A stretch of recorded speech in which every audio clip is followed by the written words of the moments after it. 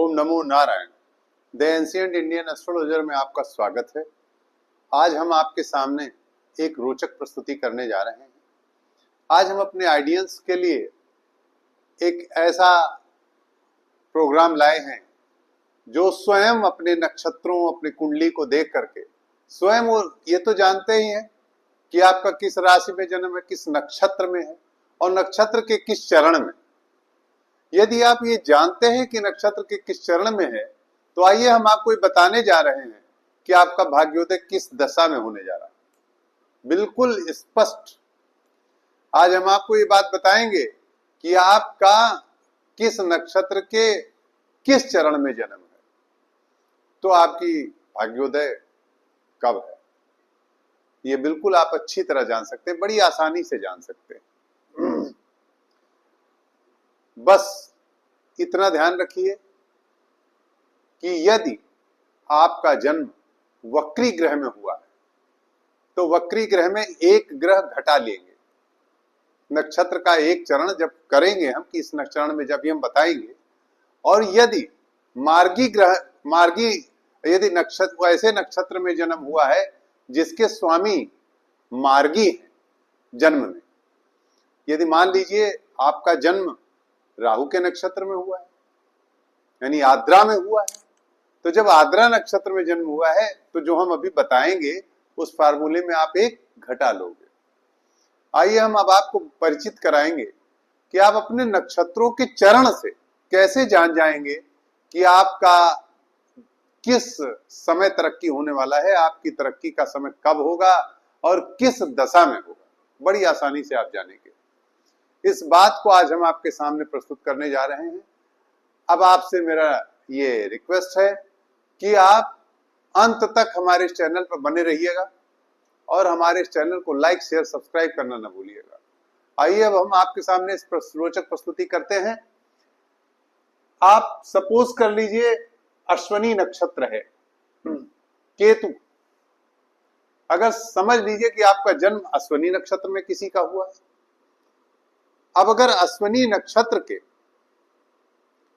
दूसरे चरण में हुआ है तो आपका जन्म किस में हुआ? केतु में हुआ। अब आप ये मान लें कि इस नक्षत्र को, जैसा कि और नक्षत्रों के बारे में हम बताएंगे, कि जिस नक्षत्र में जन्म हुआ हो आपका, उसके स्वामी की दशा ही शुरू होती है पहले।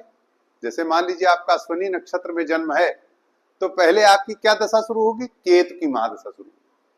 अब आपके अश्वनी के द्वितीय चरण में जन्म है तो लगभग आधी दशा केतु की बीत चुकी होगी।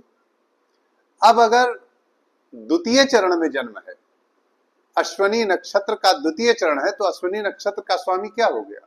मार्गी नहीं है, वक्री है।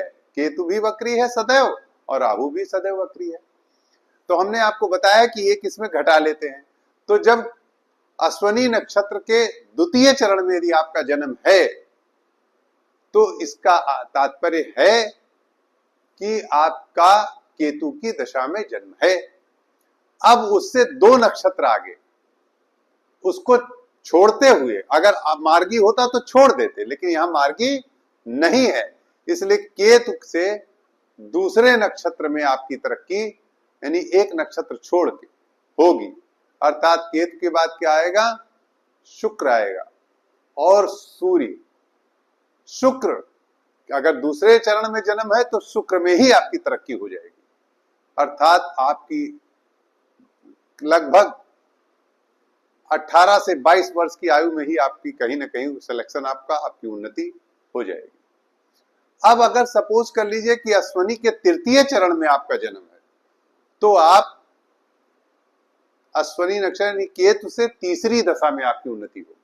अर्थात शुक्र और सूर्य यानी तीसरी दशा कौन हुई? सूर्य। केतु, शुक्र, सूर्य। अब आपकी उन्नति किसमें हो रही है? सूर्य की दशा में हो रही है। अब आप समझ गए होंगे। अब आगे हम बढ़ते हैं। मान लीजिए आपका जन्म भरणी नक्षत्र में हुआ है तो भरणी का स्वामी कौन है? सदैव मार्गी है। ध्यान रखिएगा, सदैव मार्गी है। और यदि जन्म के समय वक्री हो गया तो वही फार्मूला लागू होगा जो हमने केतु के लिए और राहु के लिए कहा है। तो शुक्र के दशा में आपका जन्म हो गया। मान लीजिए भरणी नक्षत्र के चतुर्थ चरण में आपका जन्म है, और चूंकि शुक्र सदैव मार्गी है, वक्री नहीं है, तो क्या होगा कि शुक्र की दशा छोड़ते हुए चौथी दशा में आपकी उन्नति होगी। थोड़ा विलंब है।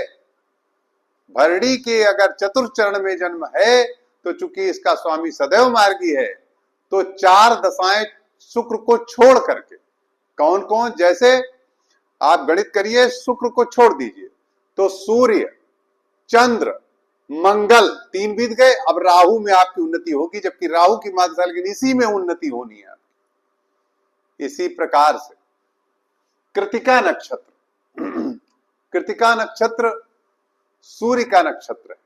सूर्य सदैव मार्गी है। शुक्र तो वक्री हो भी सकते हैं, इसीलिए हमने कह दिया कि यदि जन्म में शुक्र वैसे मार्गी है, लेकिन वक्री भी हो सकते हैं। लेकिन कृतिका नक्षत्र में सूर्य स्वामी है, जैसा कि हमने लिखा कृतिका में सूर्य स्वामी है, और इनके मान लीजिए तीसरे चरण में जन्म, तो सूर्य सदैव मार्गी है। अब सूर्य की दशा छोड़ते हुए 3 दशाओं में आपका तीसरी दशा में उन्नति होगी, यानी चंद्र, मंगल और राहु। अब ये जान लें, आपकी दशा राहु में आपकी उन्नति होनी है। अब इसी प्रकार से आप रोहिणी में ले लीजिए, चंद्रमा की दशा है, चंद्रमा सदैव मार्गी है। मान लीजिए चंद्रमा के आपको चतुर्थ चरण में जन्म है आपके रोहिणी के, तो अगर रोहिणी के चतुर्थ चरण में जन्म है तो चंद्रमा की दशा छोड़ दीजिए।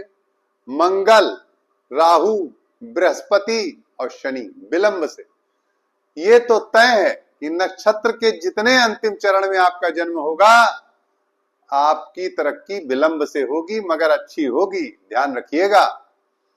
अर्थात नक्षत्रों के जितने ही शुरुआत के चरणों में आपका जन्म होगा, उतनी शीघ्रता से आपकी उन्नति होने वाली है। ये आप लोग देखेंगे अपने अपने नक्षत्रों में कि जिनके नक्षत्र के प्रथम चरण में जन्म हुए हैं, निश्चित रूप से वो अपने जीवन के 22 वर्ष के पूर्व ही उन्नति कर गए। उनका जल्दी ही किसी इंजीनियरिंग कॉलेज में सिलेक्शन हो गया, MBBS में सिलेक्शन हो गया, ये प्रायः देखा गया। इस प्रकार से हमने आज आपको नक्षत्रों के बारे में बताया है कि आप स्वयं अपने नक्षत्रों को देखें और नक्षत्र के चरणों को देखें।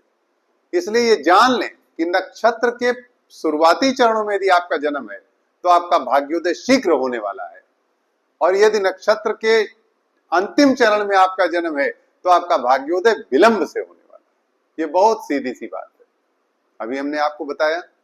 और ये भी ध्यान रखें, यदि जिस नक्षत्र के जिस चरण में आपका जन्म है उसका स्वामी यदि मार्गी है तो उस दशा को छोड़ करके चरणों के हिसाब से, मान ली तीसरा है, चौथा है, तो उसकी चौथी दशा तीसरी दशा में गिनेंगे।